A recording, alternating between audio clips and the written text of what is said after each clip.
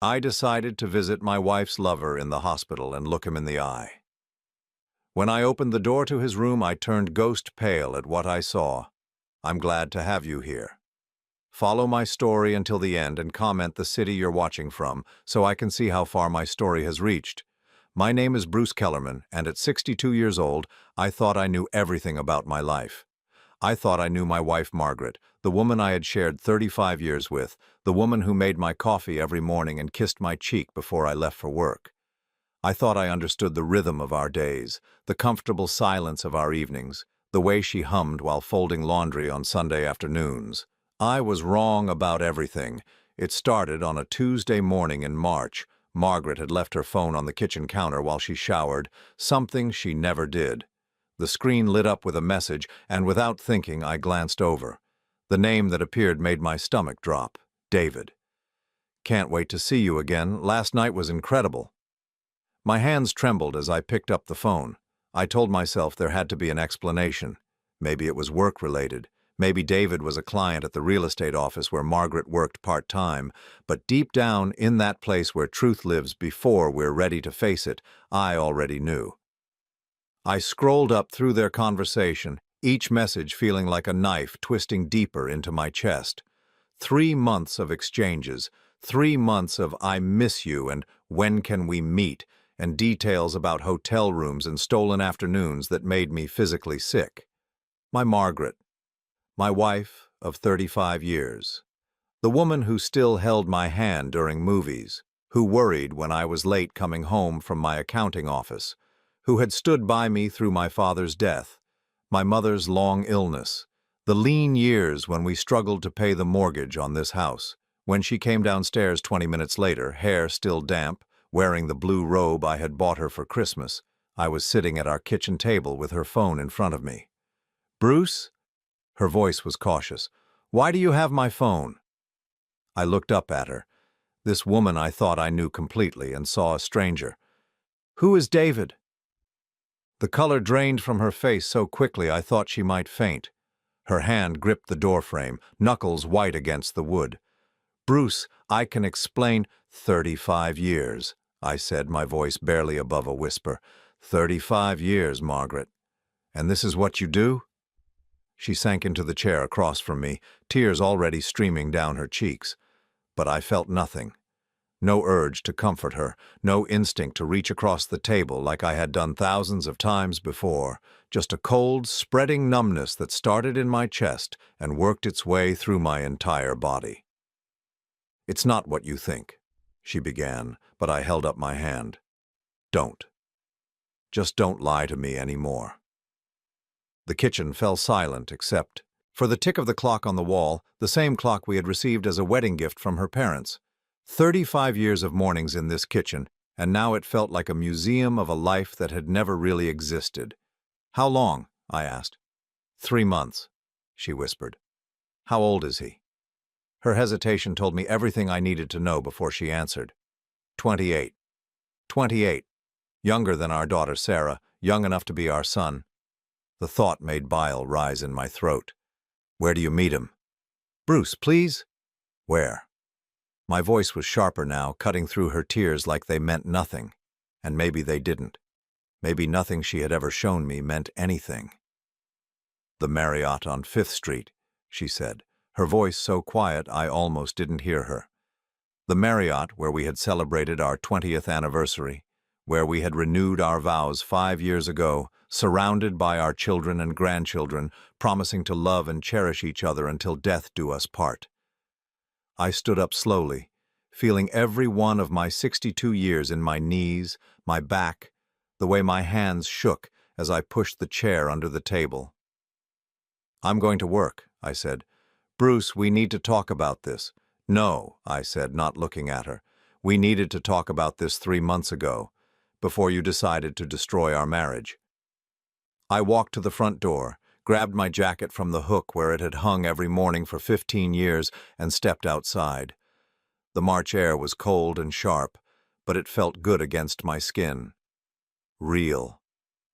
Everything else felt like I was moving through water, like the world had shifted slightly off its axis, and nothing would ever line up quite right again. At the office, I sat at my desk, staring at tax returns and financial statements, but the numbers blurred together. My secretary, Helen, asked if I was feeling well. I told her I was fine, but we both knew it was a lie. I had been lying to myself for months, maybe years. Had there been signs? Late nights at the office that weren't really at the office, new clothes I hadn't noticed her buying, changes in her routine, her mood, the way she touched me. The afternoon crawled by like torture. Every time my phone rang, I expected it to be Margaret, but she didn't call. When 6 o'clock finally came, I drove home through streets that looked exactly the same as they had that morning, but felt completely foreign. Margaret was in the living room when I walked in, her eyes red and swollen. She had been crying for hours. "I ended it," she said before I had even taken off my coat. "I called him and ended it." I looked at her sitting on our couch, surrounded by the photos of our life together. Our wedding day when she was 25 and I was 27, and we thought we had forever figured out. Pictures of our children as babies, as teenagers, at their own weddings. Grandchildren's school photos arranged carefully on the side table. "That doesn't change what Tom..." "You did," I said. "I know." Her voice was barely audible. "I know it doesn't, but Bruce, I love you. I've always loved you. This was just... I don't know what it was. A mistake, a stupid, terrible mistake."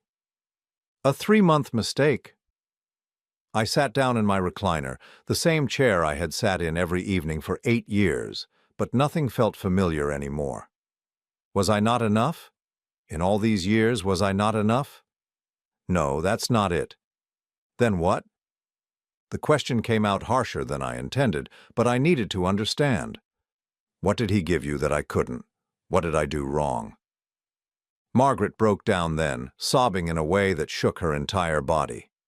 "You didn't do anything wrong. You're a good man, Bruce. You've always been a good man. I felt old, I felt invisible, and he made me feel young again, beautiful again. I know how pathetic that sounds." "It sounds selfish," I said. "It sounds like you threw away everything we built together because some kid made you feel good about yourself." The words hung in the air between us like poison. Margaret flinched as if I had hit her, but I felt nothing. No satisfaction from hurting her, no regret, just emptiness.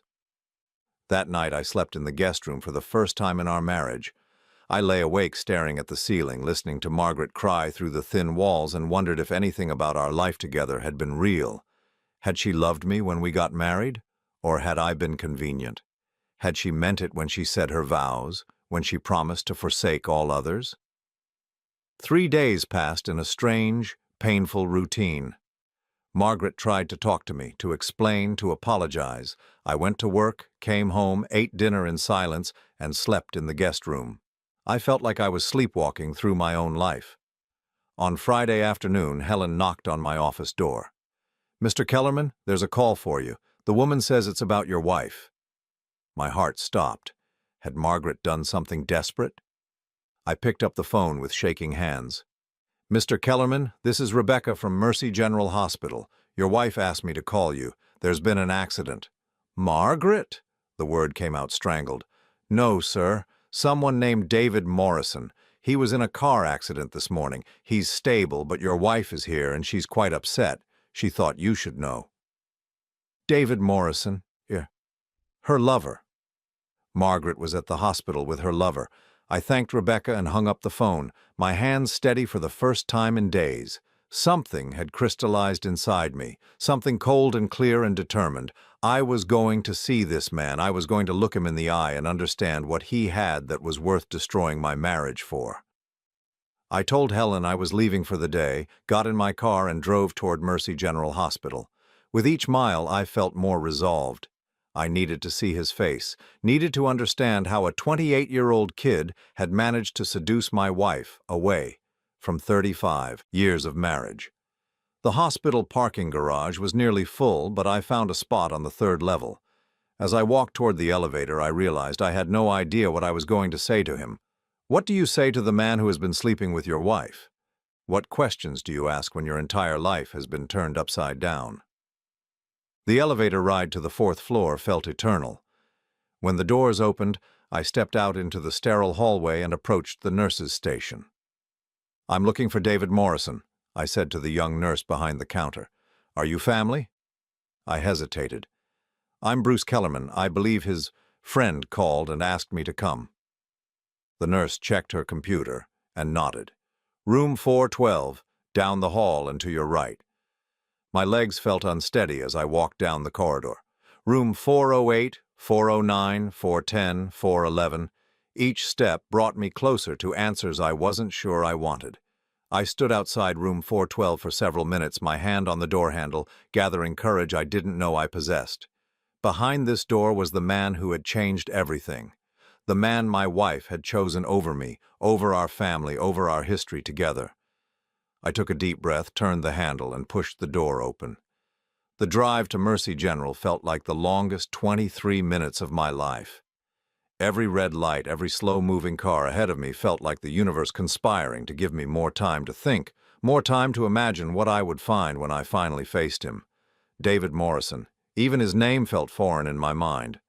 I had spent the last 3 days trying to picture him, trying to understand what kind of man could look at a married woman and decide she was worth pursuing. Was he handsome in that effortless way young men often are? Was he charming, funny, everything I wasn't anymore? I turned onto Highland Avenue, passing the coffee shop where Margaret and I used to go every Saturday morning. We had our regular table by the window where she would order a vanilla latte and I would get black coffee, and we would read different sections of the newspaper, occasionally sharing interesting articles with each other. Simple, comfortable, real, or at least I had thought it was real. Had she been thinking about him during those Saturday mornings? Had she been comparing my gray hair to his youth, my expanding waistline to whatever 28-year-old body he possessed? The thought made my grip tighten on the steering wheel until my knuckles went white. The radio was playing some old song from the 80s, something Margaret and I had danced to at our wedding reception. I reached over and turned it off, unable to bear the memories it stirred up. Everything reminded me of her now, of us, of the life I had thought we were building together. At a red light 2 blocks from the hospital, I found myself staring at my reflection in the rearview mirror. When had I gotten so old? The man looking back at me had deep lines around his eyes, gray stubble that made him look tired, shoulders that seemed permanently hunched from years of sitting at a desk. Was this what Margaret saw when she looked at me now? Was this why she had turned to someone else? The light changed and I drove forward, but the image stayed with me. I remembered being 28, remembered feeling like I could conquer the world, like nothing could stop me. I had been full of ambition then, working long hours to build the accounting practice that had supported our family for 3 decades. Margaret had been proud of me, or at least she had seemed to be. She would brag to her friends about how hard I worked, how dedicated I was to providing for our family. But somewhere along the way, dedicated had become boring. Reliable had become predictable. The man she had fallen in love with had turned into the man she took for granted. I pulled into the hospital parking garage, my hands trembling slightly as I took the ticket from the machine. The garage smelled like exhaust and disinfectant, sounds echoing off the concrete walls in a way that made everything seem hollow and unreal. Finding a parking space took longer than it should have. My mind kept wandering, replaying conversations with Margaret from the past few months, looking for clues I had missed. Had she been distant? Had she stopped asking about my day, stopped sharing details about hers? I couldn't remember the last time we had really talked about anything meaningful. As I walked toward the elevator, I passed other visitors heading to see their loved ones. A woman carrying flowers and looking anxious, an elderly man moving slowly with a walker, determination etched on his face. A young couple holding hands, the woman crying softly while the man whispered reassurances. All of them here for normal reasons, visiting people they cared about who were hurt or sick. I was here to confront my wife's lover. The elevator ride to the 4th floor gave me too much time to think. What was I actually hoping to accomplish? Did I think seeing him would help me understand Margaret's choices? Did I expect him to apologize, to explain himself, to somehow make sense of the mess my life had become? The truth was, I didn't know what I expected. I just knew I needed to see him with my own eyes. I needed to understand what had been worth throwing away 35 years of marriage for. The elevator dinged softly as we reached the 4th floor.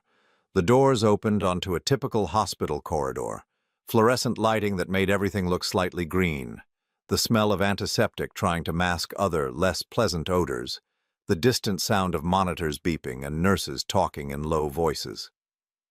I approached the nurses' station, my mouth dry and my heart pounding harder than it had in years. The young nurse behind the counter looked up at me with professional concern. "Can I help you?" "I'm looking for David Morrison," I managed to say, surprised by how normal my voice sounded. "Are you family?" The question hit me like a physical blow. Family. No, I wasn't family. I was the husband of the woman who was probably sitting by his bedside right now, holding his hand, whispering comfort into his ear the way she used to do for me when I was sick. "I'm Bruce Kellerman," I said. "I believe his friend called and asked me to come." The nurse typed something into her computer, then looked up at me with an expression I couldn't quite read. Pity, maybe, or suspicion. "Room 412, she said. "Down the hall and to your right." I thanked her and turned toward the corridor, my legs feeling unsteady beneath me.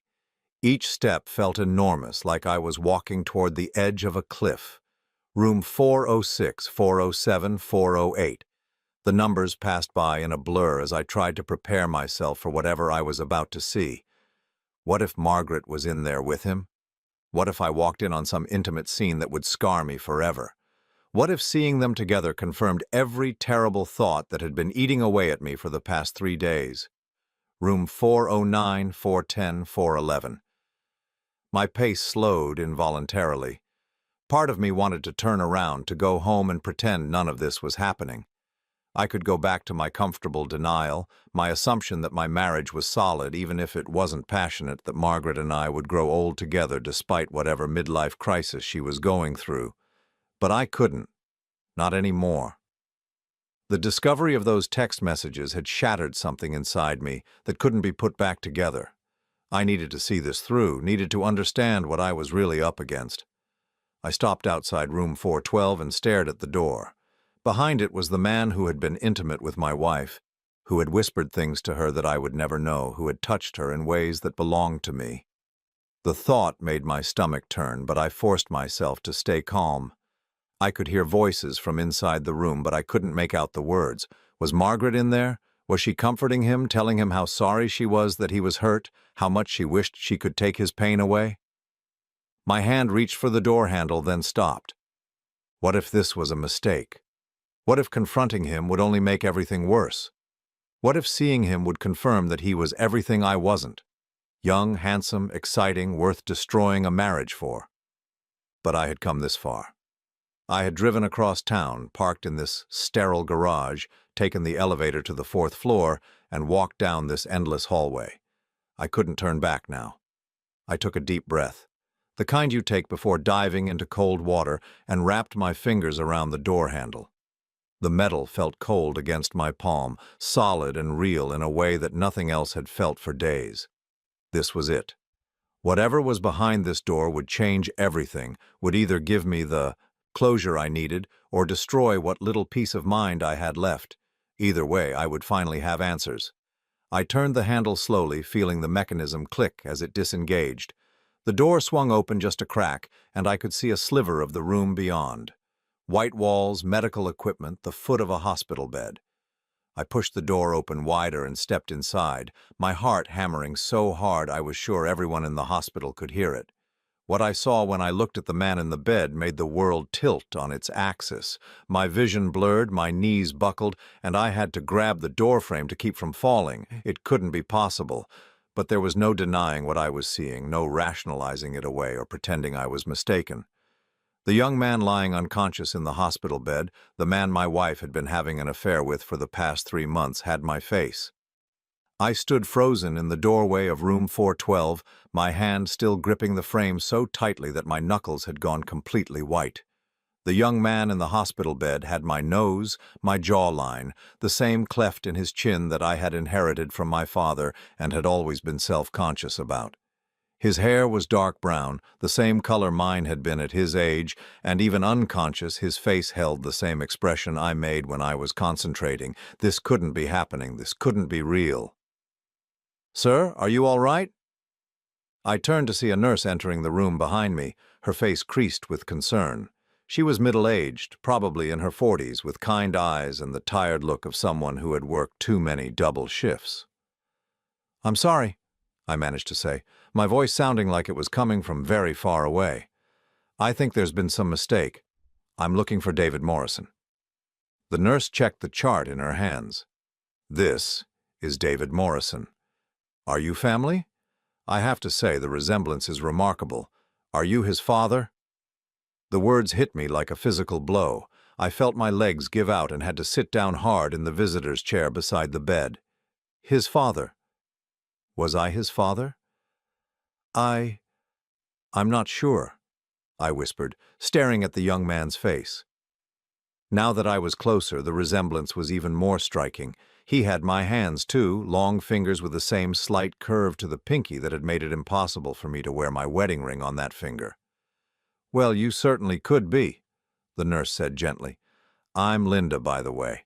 I've been taking care of David since he was brought in yesterday morning. He was in a pretty bad car accident, but he's stable now. The doctors expect him to wake up within the next day or two." "His injuries?" I asked, though I wasn't sure why it mattered.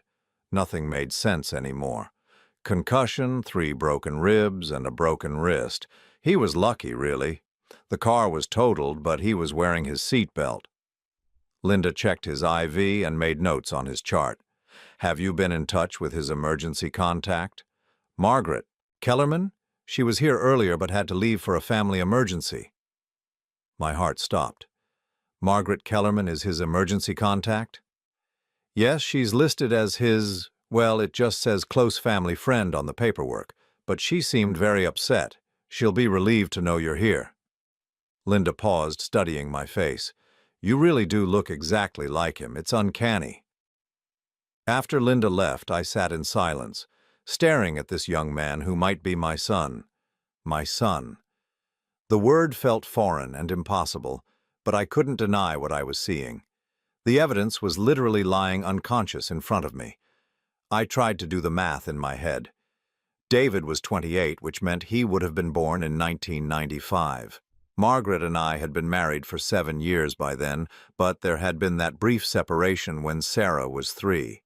We had both been young and stupid, dealing with the stress of new parenthood and financial pressure. I had moved out for 2 months, staying in a furnished apartment across town, while we tried to figure out if our marriage was worth saving. During those 2 months, we had each dated other people. I had gone out with a woman named Patricia from my office. Nothing serious, just dinner and movies and trying to convince myself I was ready to move on. Margaret had mentioned seeing someone too, but we had agreed not to discuss the details when we got back together. But what if it had been more than just casual dating for Margaret? What if she had gotten pregnant? I pulled out my phone with shaking hands and called Margaret's number. It went straight to voicemail. I tried again. Same thing. "Margaret," I said after the beep, "I'm at the hospital. I'm in David's room. We need to talk. Now." I hung up and stared at David's face again, looking for any feature that might belong to someone else, any sign that I was wrong about what I was seeing. But there was nothing. He was like looking at a photograph of myself from 30 years ago. My phone rang 15 minutes later. Margaret's name appeared on the screen, and I answered before the second ring. "Bruce." Her voice was shaky, frightened. "Is he my son?" The silence that followed was answer enough, but I needed to hear her say it. "Margaret, is David my son?" "Yes." The word came out as barely a whisper. I closed my eyes and leaned back in the chair, feeling like I was falling through space. "How long have you known?" "Since the day he was born." "And you never told me." "How could I? We had just gotten back together. You were so happy about working things out, so excited about being a family again, I couldn't destroy that. So you decided to lie to me for 28 years instead." "Bruce, please. Does he know?" Another long pause. "Yes. He's known since he was 18. His adoptive father told him the truth before he died." Adoptive father. Of course. Margaret would have had to give him up, would have had to pretend he didn't exist, so we could rebuild our marriage. The cruelty of it was breathtaking. He sought you out, didn't he? I said, pieces of the puzzle falling into place. That's how this whole thing started. He found you.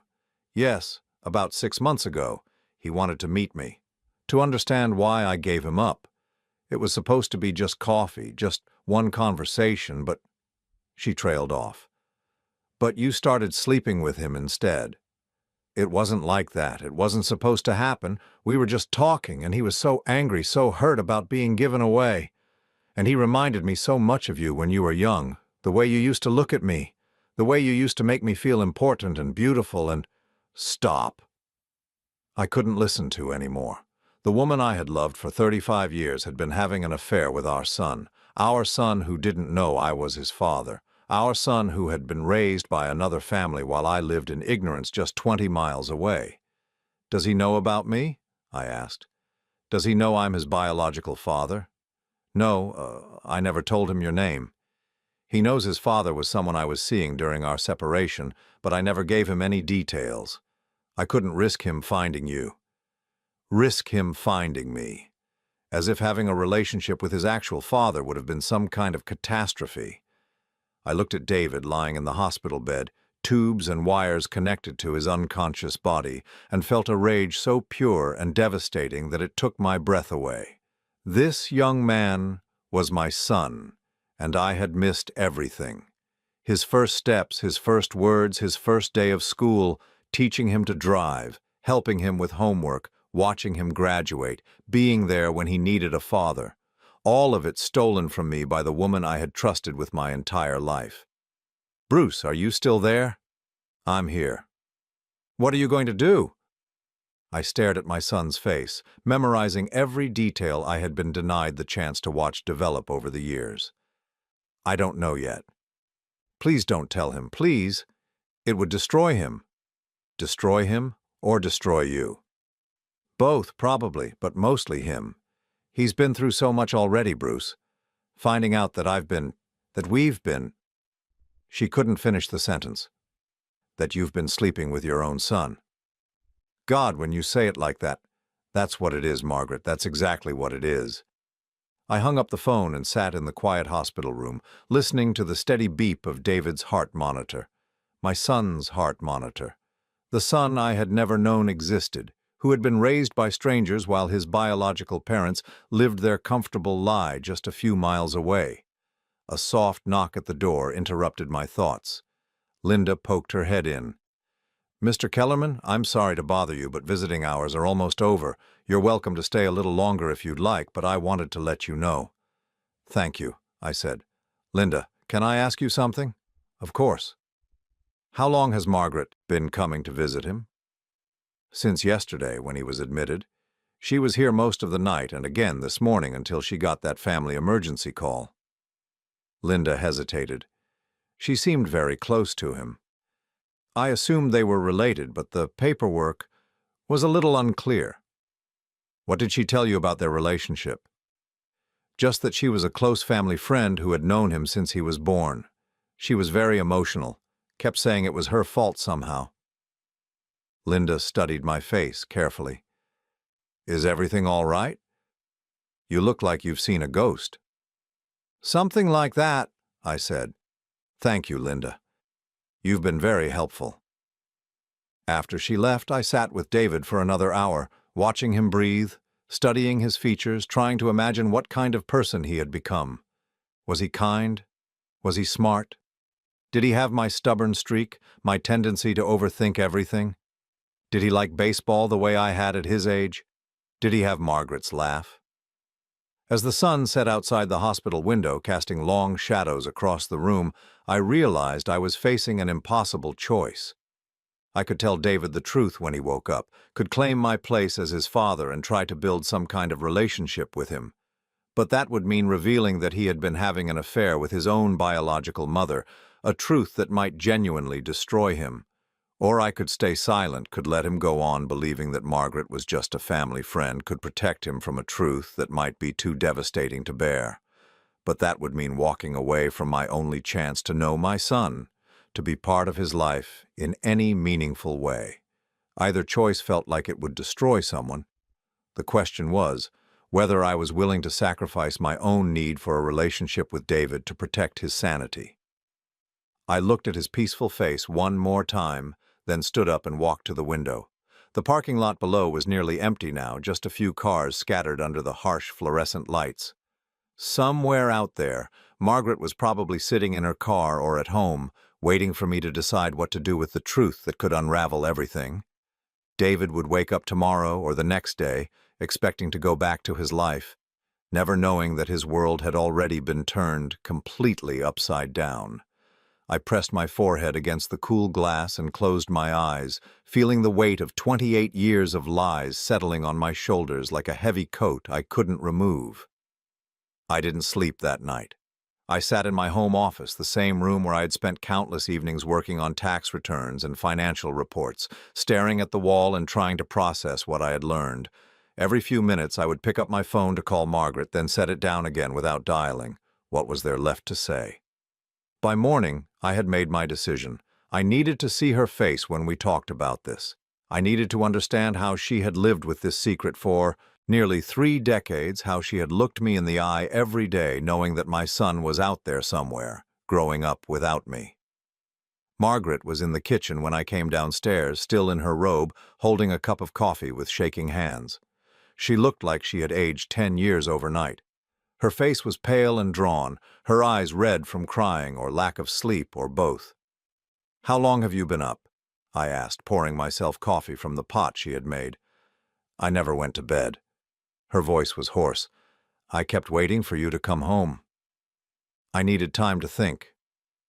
We stood on opposite sides of the kitchen island, the same granite countertop where we had eaten breakfast together for 15 years, where we had wrapped Christmas presents and helped our grandchildren with art projects and lived out the ordinary moments of what I had thought was an honest marriage.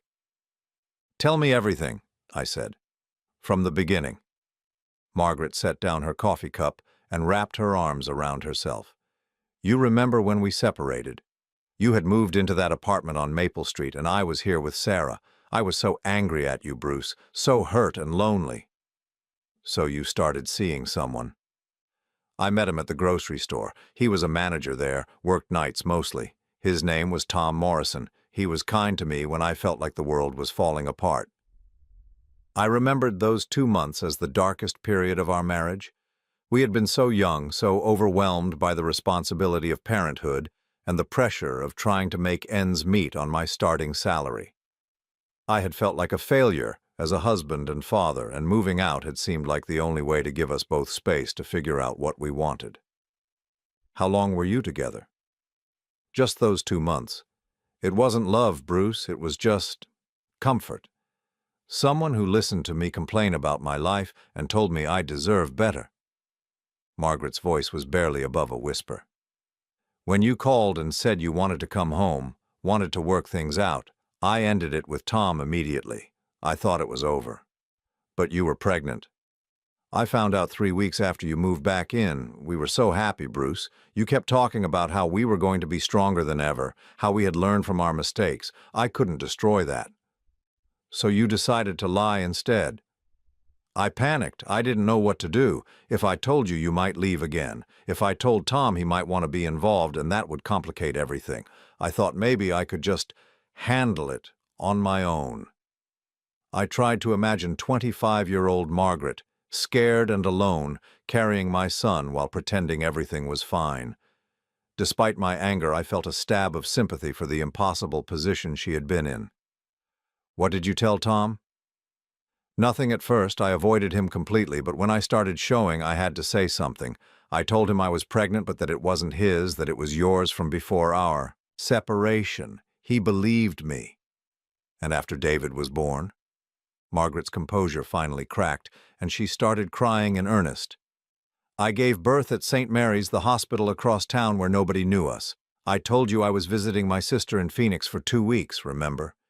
You were so busy with work you didn't question it." I did remember. Margaret had seemed different when she came back from that trip. Quieter, sadder. I had assumed it was because she missed her sister who had just moved to Arizona. The truth was so much worse than anything I could have imagined. "I held him for 1 day. she continued through her tears. "One day, Bruce. He was so beautiful, so perfect. He had your eyes, your nose, and I had to give him to strangers and pretend he didn't exist." To Tom. Tom and his wife had been trying to have children for years. When I told him the truth about the pregnancy, that the baby was his, he was overjoyed. They adopted David privately, gave him a good home, a good life.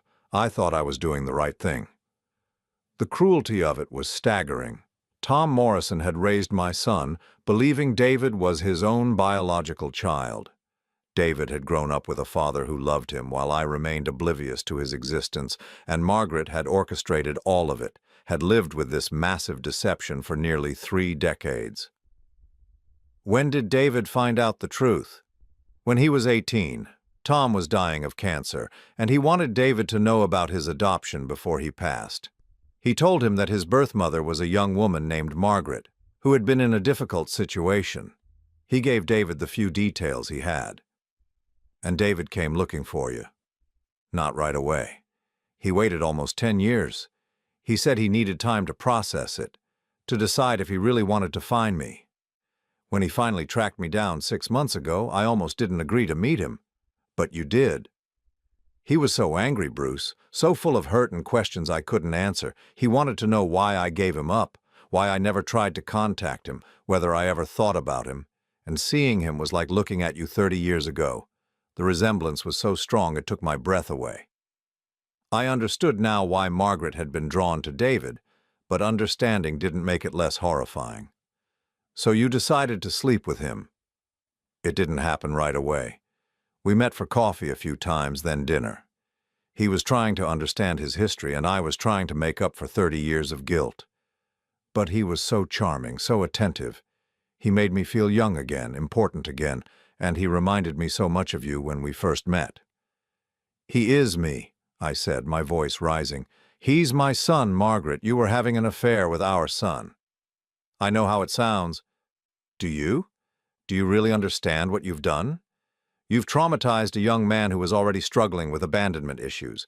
You've destroyed our marriage, and you've stolen 28 years of my relationship with my only son." Margaret flinched as if I had hit her. "He's not your only son. You have Michael." "Michael is our daughter Sarah's husband, not my son. You know what I meant." The kitchen fell silent except for the sound of Margaret's quiet crying.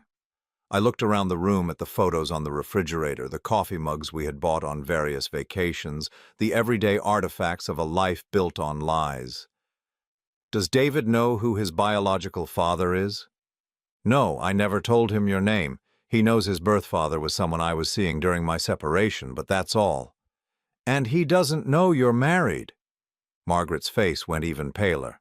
"What do you mean?" "I mean, does he know about me? Does he know you have a husband?" I told him I was divorced."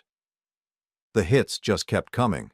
Not only had Margaret been having an affair with our son, but she had lied to him about her marital status as well.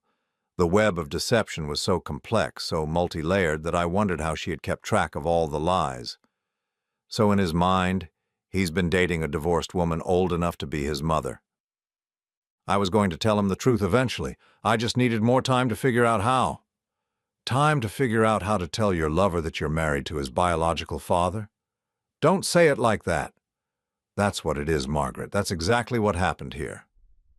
I walked to the kitchen window and looked out at our backyard, where we had hosted countless barbecues and birthday parties over the years, where our grandchildren played on the swing set I had built myself, where Margaret and I had talked about growing old together, about the quiet life we would have when the chaos of raising children was behind us, all of it based on a lie that had taken 30 years to unravel. "He's going to wake up soon," I said without turning around. "I know. And he's going to expect you to visit him." "Bruce, I ended it with him. I told you that. I'm not going back to the hospital." I turned to face her. "Yes, you are. You're going to go see him and you're going to tell him the truth. I can't. It would destroy him. He deserves to know. He deserves to understand why his life has been one lie after another. And what about you? Are you going to tell him you're his father?"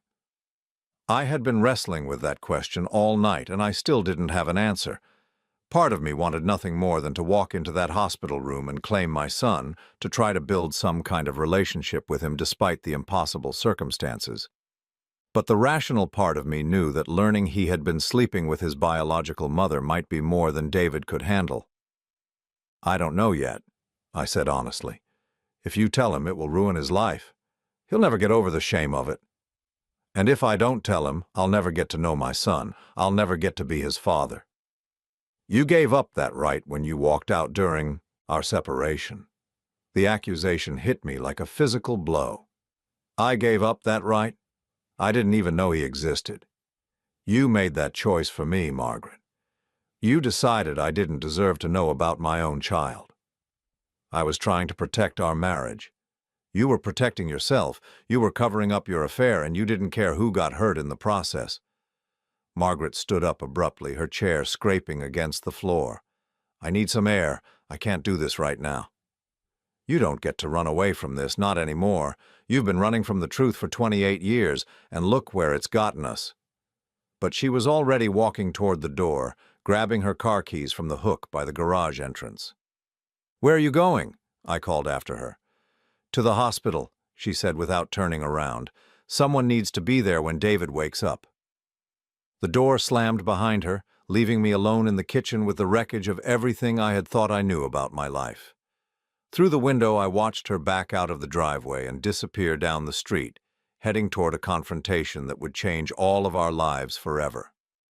I poured myself another cup of coffee and sat down at the kitchen table, my hands shaking as I tried to process the magnitude of what lay ahead.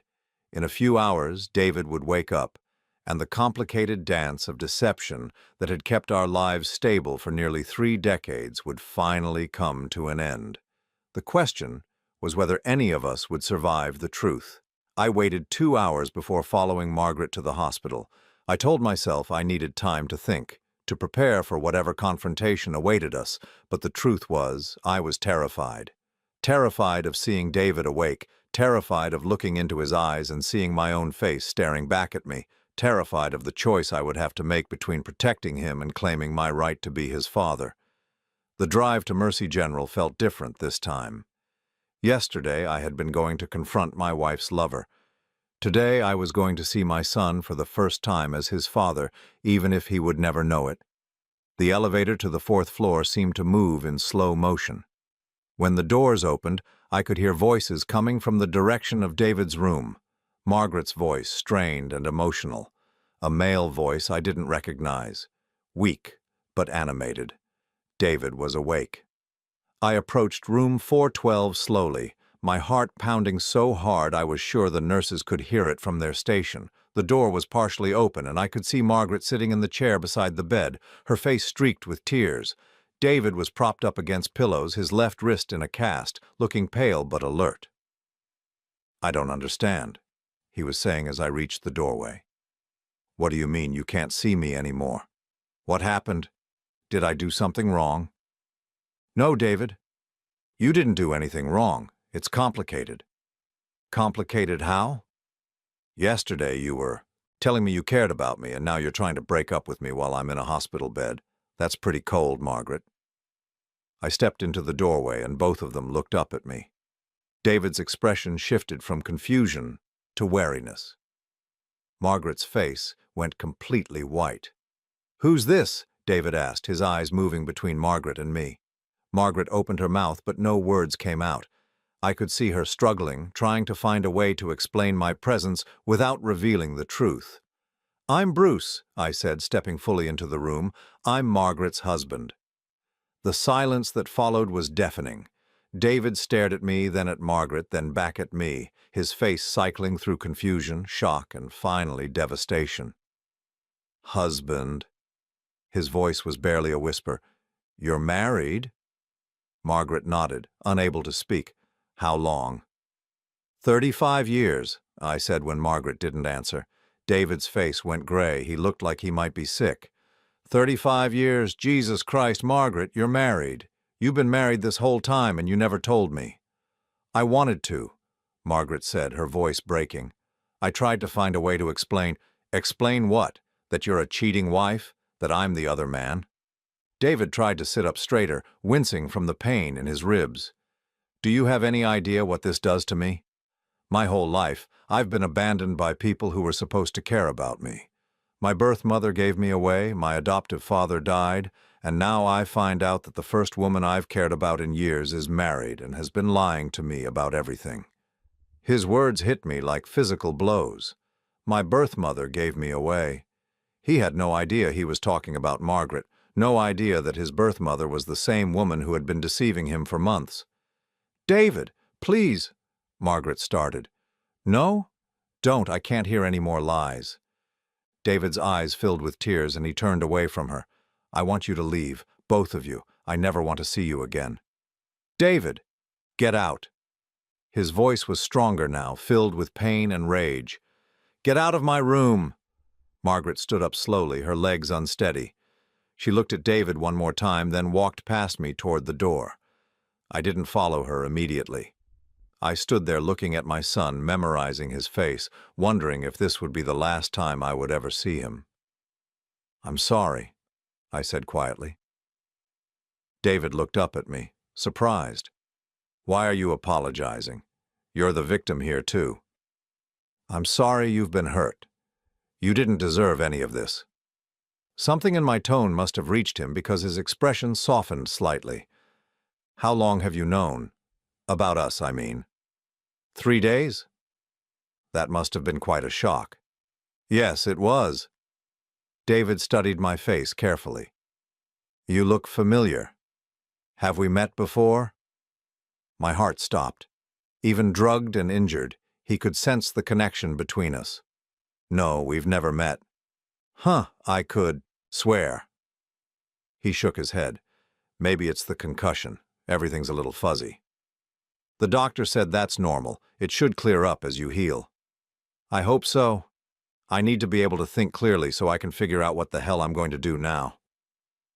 David leaned back against his pillows, suddenly looking exhausted. "My whole life is a mess. I came to this city looking for answers about my birth mother, and instead I ended up having an affair with a married woman old enough to be my mother. How screwed up is that?" The irony was so devastating I had to grip the door frame to keep from falling over. If only he knew how accurate his assessment really was. "Can I ask you something?" I said. "Sure." "Your birth mother. You said you came here looking for answers about her. Did you find what you were looking for?" David's expression darkened. "Some. Not all. I know her name was Margaret, which is probably why I was drawn to." He gestured toward the hallway where his Margaret had disappeared. "I know she was young when she had me, that she was in some kind of difficult situation. I know she gave me up because she thought it was best for everyone involved." "Do you resent her for that decision?" "I used to. I spent my teenage years hating her, imagining all the ways I would tell her off if I ever found her. But as I got older, I started to understand that maybe she really was doing what she thought was best." David looked out the window, his voice growing quiet. "I still want to meet her someday, though. I want to understand why she made the choices she did. I want to know if she ever thinks about me." "Every day," I thought. "She thinks about you every day, and the guilt of giving you up is part of what drove her to make such destructive choices when you found her again." "I hope you get that chance," I said. "Yeah, me too." David closed his eyes. "I'm pretty tired. I think I need to sleep now." "Of course, I'll let you rest." I was almost to the door when David called my name. "Bruce?" "Yes?" "I'm sorry about your wife. About what we did. I didn't know she was married, but that doesn't make it right. You seem like a decent guy, and you didn't deserve this." "Thank you for saying that." "Are you going to try to work things out with her?" I thought about it for a moment. "I don't know yet. This isn't the kind of thing you just forgive and forget." "No, I suppose it isn't." David opened his eyes and looked at me. "Can I give you some advice? From someone who's spent most of his life dealing with abandonment and betrayal." "Sure." "Don't let this turn you bitter. Don't let what she did poison the rest of your life. You seem like you have a good heart. Don't let her take that away from you." The wisdom in his words, the maturity and insight he showed despite his own pain, made me proud in a way I had never expected to feel. This was my son, and despite everything that had happened to him, despite all the lies and abandonment he had endured, he was a good man. "I'll try to remember that," I said. "Good luck, Bruce. I hope things work out for you." I left the hospital with tears in my eyes and a decision weighing heavily on my heart. In the parking garage, I found Margaret sitting in her car, sobbing into her hands. I got into the passenger seat without saying anything. For several minutes, we just sat there in the fluorescent-lit garage, both of us crying for different reasons. "He hates me," Margaret finally said. "He's hurt. There's a difference. I've ruined everything. His life, our marriage, my relationship with him, everything. You made choices, Margaret. This is the consequence of those choices. Are you going to tell him about being his father?" I had been asking myself that question for the past hour, and I finally had an answer. "No." Margaret looked up at me, surprised. "Why not?" "Because he's been through enough. Because learning that he was sleeping with his biological mother might be more than he can handle. Because sometimes the truth is too cruel to share. But that means you'll never get to know him.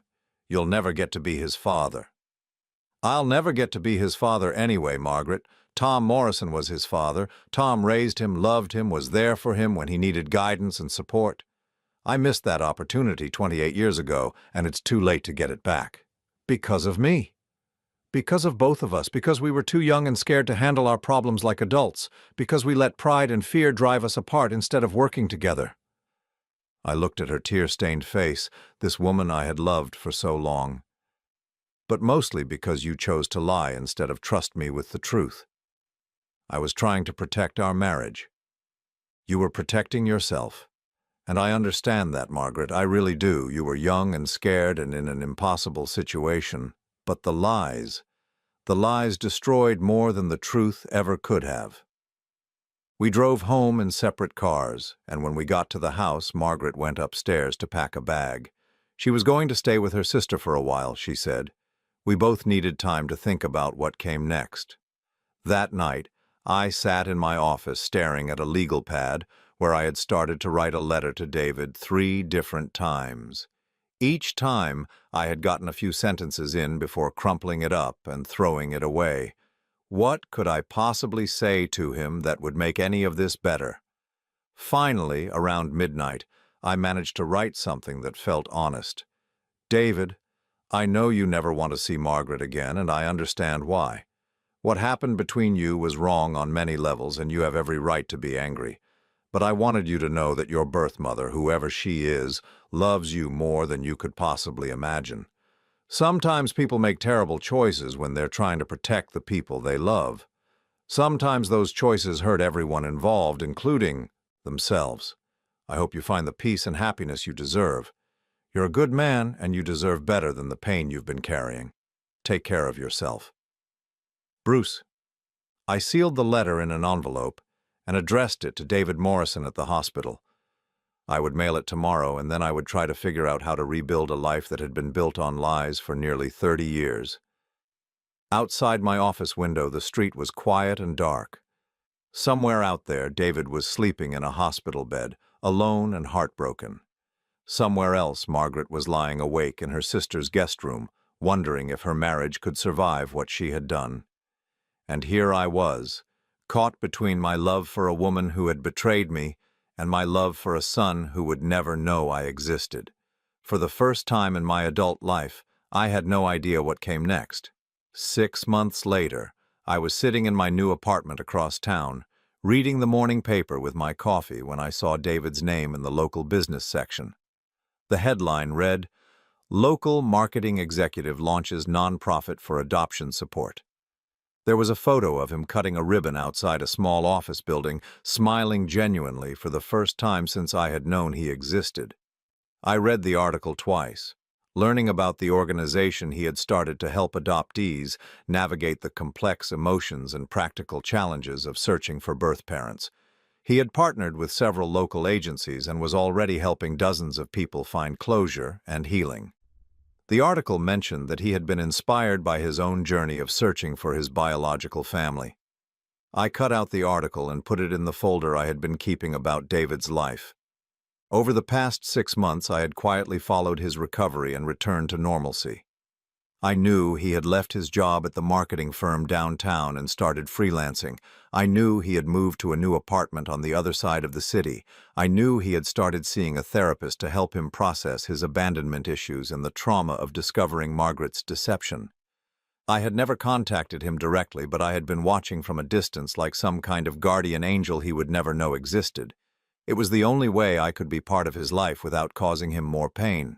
Margaret and I had divorced quietly 4 months after the hospital incident. She had moved to Phoenix to live with her sister permanently, unable to face the memories that surrounded her in our hometown. We had spoken only through lawyers, dividing up 35 years of accumulated life with the cold efficiency of legal documents. She had left me a letter on the day she moved out, apologizing again for everything that had happened and asking me to forgive her someday. I had read it once and then put it away in the same folder with David's information. Maybe someday I would be able to forgive her, but that day hadn't come yet. The house had been too full of memories, so I had sold it and moved into this one-bedroom apartment that overlooked the river. It was quiet and clean and had no history attached to it. I had kept only the essentials, my books, my clothes, a few pieces of furniture that had belonged to my parents. Everything else from my old life had been donated or thrown away. I was learning to live alone for the first time since I was 27 years old. Some days it was peaceful, other days it was lonely in a way that made my chest ache. But it was honest, which was something my old life had never been. My daughter Sarah called every Sunday, still trying to understand how her parents' marriage had ended so suddenly and completely. I had told her only that her mother and I had grown apart, that we wanted different things from life. She didn't need to know about David, didn't need to know she had a half-brother she would never meet. Some truths were too complicated to share, even with your children. The divorce had been final for 2 months when I got an unexpected phone call at work. Helen transferred the call with a puzzled expression. "It's a young man," she said. "Says his name is David Morrison and that you knew his friend." My heart stopped. David was calling me. I had no idea why, but I took the call anyway. "Bruce, this is David. David Morrison. We met at the hospital a few months ago." "I remember. How are you doing?" "Better, thanks. Listen, I hope this isn't weird, but I wanted to call and thank you." "Thank me? For what?" "For the letter you sent me at the hospital. I got it right before I was discharged, and it meant a lot to me. It helped me understand some things I had been struggling with. I had forgotten about that letter, written in the middle of the night when I was trying to find some way to reach out to him without revealing the truth. I'm glad it helped." "Can I ask you something? Why did you write it? I mean, I was the guy who was sleeping with your wife. Most people in your situation would have wanted to punch me, not offer me comfort." I thought carefully about how to answer, because you didn't know she was married, because you were a victim in this situation too, because... I paused, choosing my words carefully. "Because you seemed like someone who deserved kindness instead of more pain." "That's incredibly generous of you. I don't think I would have been that understanding if our roles were reversed." "Maybe you would have. Maybe you're a better person than you think you are." There was a long pause. "I wanted you to know that I started a nonprofit to help other adoptees deal with some of the issues I've been working through. That letter you wrote, about birth parents sometimes making choices to protect the people they love, it helped me see my own situation differently. I read about your organization in the paper. It sounds like important work." "It is. And I wanted to thank you because your perspective helped me find a way to channel my anger into something positive. Instead of just being bitter about being given up for adoption, I'm trying to help other people find peace with their own stories." Pride swelled in my chest, so strong it almost took my breath away. This was my son, taking his pain and turning it into a way to help others. This was the man I had helped create, even if I would never get to claim credit for it. That's wonderful, David. Really wonderful. There's something else. I know this might sound strange, but would you like to have coffee sometime? I feel like I owe you a conversation that doesn't involve hospital rooms and family drama. Every instinct I had screamed yes. I wanted nothing more than to sit across from my son and learn about his life, his dreams, his thoughts on everything from politics to baseball. But I also knew it was dangerous territory. The more time I spent with him, the harder it would be to keep the truth to myself. "I appreciate the invitation," I said carefully, "but I think it's probably better if we don't. Too many complicated memories tied up in how we met." "I understand. But Bruce?" "Yes?" "If you ever change your mind, I'd like that.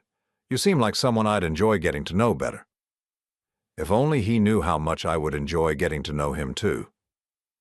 After we hung up, I sat in my office for a long time, staring out the window at the city where my son was building a new life.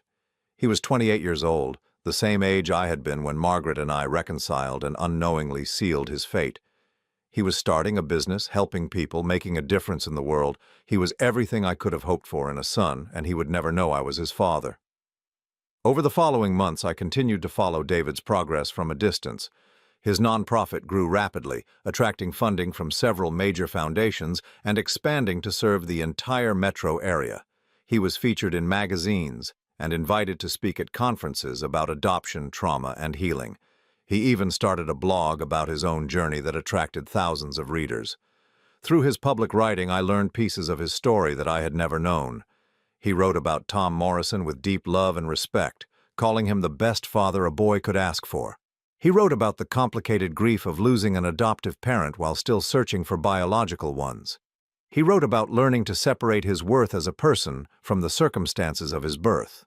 Reading his words was like getting to know my son through a window. I couldn't touch or interact, but I could observe and admire and feel proud of the man he had become, despite all the pain he had endured. 1 year after the hospital incident, I received a wedding invitation in the mail. Sarah was getting remarried to a man named Michael, someone she had met at David's nonprofit where she had started volunteering.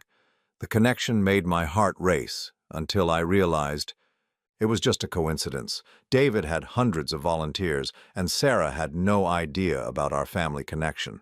At the wedding, I watched Sarah dance with her new husband and felt a complex mix of emotions. Joy for her happiness, sadness that her mother wasn't there to see it, and a strange sort of peace that came from knowing that David's work had indirectly brought love into my daughter's life. After the reception, as I was walking to my car, I saw a familiar figure across the parking lot. David was there, probably attending as a representative of his organization. He was talking to a group of people, gesturing animatedly about something that had made them all laugh. For a moment, I considered walking over to him. I could congratulate him on his organization's success, maybe even introduce him to Sarah as her father. But then I remembered the choice I had made a year ago, the decision to protect his peace of mind over my own desire for a relationship. Instead, I got in my car and drove home to my quiet apartment, carrying the secret of his identity like a weight I would bear for the rest of my life. 2 years after the divorce, I met Ellen at a grief support group. She had lost her husband to cancer after 43 years of marriage and was learning to rebuild her life the same way I was learning to rebuild mine. We started having coffee after the meetings, then dinner occasionally, then something that resembled dating despite both of us being in our 60s. Ellen knew I had been married before, knew my ex-wife had had an affair that ended our marriage. She didn't know about David, and I never planned to tell her. Some stories were too complicated to share, even with someone you were learning to love again. But Ellen understood loss and forgiveness in ways that helped me process my own pain. She helped me see that choosing to protect David from the truth wasn't just about him. It was about choosing compassion over revenge, healing over bitterness. "You could have destroyed that young man's life," she said one evening as we walked along the riverfront near my apartment. "You could have told him the truth and watched him fall apart. Instead, you chose to carry that burden yourself so he could be free of it. That takes real love." "Sometimes love means letting go," I said.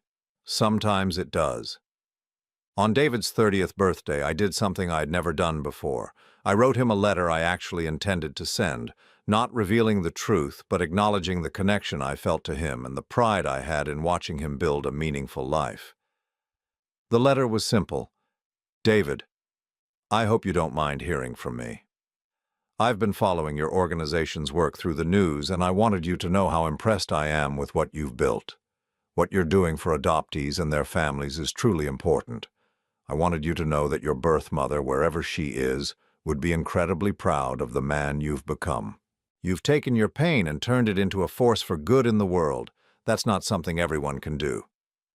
I hope you continue to find peace and purpose in your life. The world is a better place with you in it. With admiration, Bruce. I mailed the letter and then waited nervously for a response that never came. Maybe David had thrown it away without reading it. Maybe he had read it but decided not to respond. Either way, I had said what I needed to say. 3 months later, I received a card in the mail with a simple message. Bruce, thank you for your letter. Your words meant more to me than you probably realize. I hope you've found peace, too. David P.S. I kept your phone number from when you called the hospital. If you ever want that coffee, the invitation still stands. I kept that card on my refrigerator for 6 months before finally putting it away in the folder with everything else about David's life. The invitation was tempting, but I knew myself well enough to know that one coffee would lead to wanting more contact, and more contact would eventually lead to wanting to tell him the truth. Some gifts require sacrifice. The gift I gave David was the peace of not knowing that he had been intimate with his biological mother. The gift he gave me was the knowledge that my son had grown up to be a good man despite all the lies and abandonment that had shaped his early life. Now at 65, I live quietly in my apartment overlooking the river. I have my work, my relationship with Ellen, my weekly calls with Sarah. I have a grandson who visits sometimes and reminds me that life continues to unfold in unexpected ways. And I have a son I watch from a distance, proud of his successes, worried about his struggles, loving him in the only way I can, silently and completely, like a guardian angel he will never know exists. Sometimes the greatest act of love is choosing not to act at all. Sometimes the most profound relationship is one that exists entirely in your own heart. I made my peace with that choice long ago, and I've never regretted it. David is free to build his life without the weight of our family's complicated history. Margaret is starting over in Arizona, trying to find forgiveness for herself. And I am learning that liberation sometimes comes not from claiming what you think you deserve, but from protecting someone else's peace at the cost of your own desires. It's not the ending I would have written for our story, but it's the right one. And that's enough.